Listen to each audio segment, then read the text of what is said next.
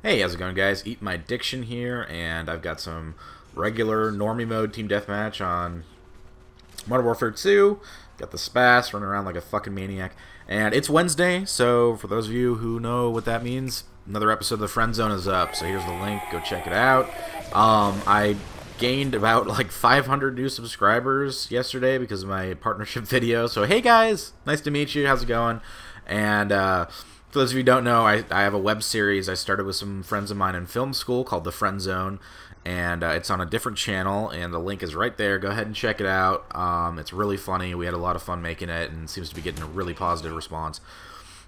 And I want to take this opportunity to go over like the origins of the show, because I know a lot of you guys are asking. And I mentioned this in like a post show of the Broken Kill feed. I talked about the stories in the first episode. They're all true in a sense. When our first semester in film school, we had to bond, my classmates and me.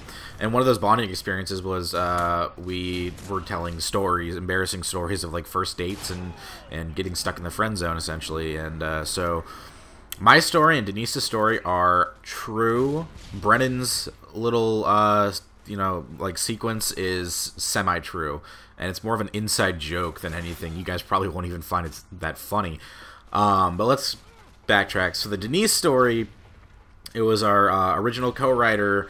She just kind of like started talking about her, like her relationship woes at the time, and that story was part of it. She got drunk, or she went to a bar with this guy, and they were hanging out, and they've been hanging out for a really long time.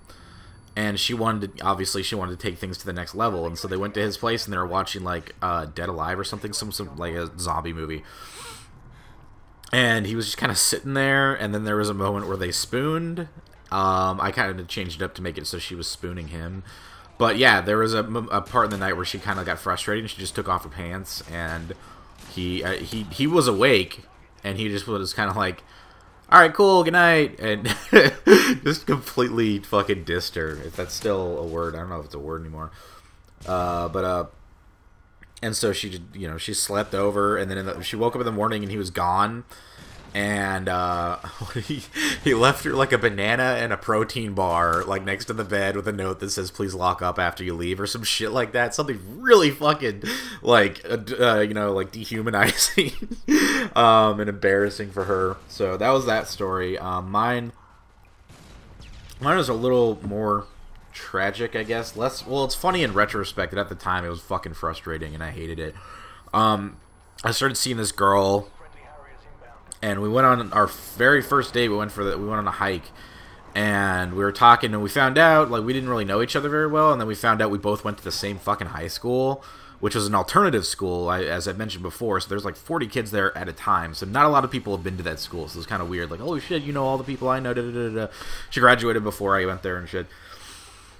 And then we sat down after the hike, and she just explained to me that she had just gotten divorced like 6 months prior or some shit like that, and then like the month before we started hanging out, she made an oath to herself that she wouldn't see or date anyone for a year.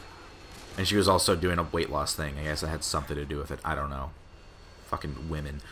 So I was like, okay. And then she would treat me like a fucking boyfriend a lot of the time. She'd call me up every single day just to talk, shit like that. I understand a lot of friends do that too, but for me that's kind of weird. I don't do that with my friends just because I'm a cold-hearted asshole. She'd call me up, we'd hang out a lot, we'd go out for dinner and stuff, and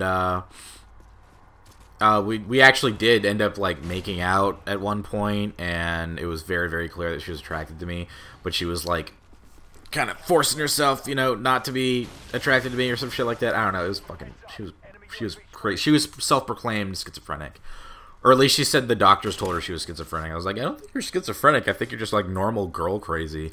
I didn't actually say that to her because I didn't want her to, cut me or some shit. Ugh. Sorry, I'm coffee burps. It's morning. And so the catalyst was we went on like a 5-mile hike. Because she told me, I'd be more attracted to you if you were thinner. And I'm like, oh, that's kind of you. So I decided I would, like, to appease her, I would start working out more and losing weight and shit like that. I don't know what I was thinking. And then we went on this long-ass hike, and then we went to dinner at, like, Tomatina, and then the time came around for them to bring the check, and I was like, no, I got this. And that entire scene happened, essentially, with me. Her reasoning behind why we weren't actually dating was even more fucking bizarre, and I don't know why I didn't write it in, but she said, oh, well, I put it in visually. You notice how Julia's wearing, like, a fucking sweater, and she doesn't have much makeup on. It's because that's what she looked like at the time. And she said, like, no, this isn't a date, because I'm not wearing makeup. I'm in my sweatpants and stuff. We're, like, you know. I was like, oh, is that how that works? Okay. So I stopped seeing her after that. I was like, fuck this. I'm worth more than that. And so Brennan's, or not so. And then Brennan's story was, it was back in film school. We had one of our classmates, Loyan, was this really funny dude, and he just randomly started pretending he was his stepdad. And so, you know, every time Brennan said something stupid, you'd just be in the back of the class, like, damn it, Brennan. And then that was just like an inside running joke for a while. And then like one day we were going out for lunch, and he just started like dropping dad wisdom on him, and like the when in doubt whip it out thing came out. I said out like 50 times there. And so that's where that came from. I wish that was like an actual real like story. Like I had a heart to heart with my dad and he said that, but my dad's not like that. He doesn't swear and shit like that. But so that's where all those stories came from, and I hope you guys enjoy that. Here's the end of the game. Go check out the new episode and subsequent episodes, and if you haven't seen it at all, go back in time in your time machines and go watch the first one through this one, which is the fourth. Alright, you guys, have a good one.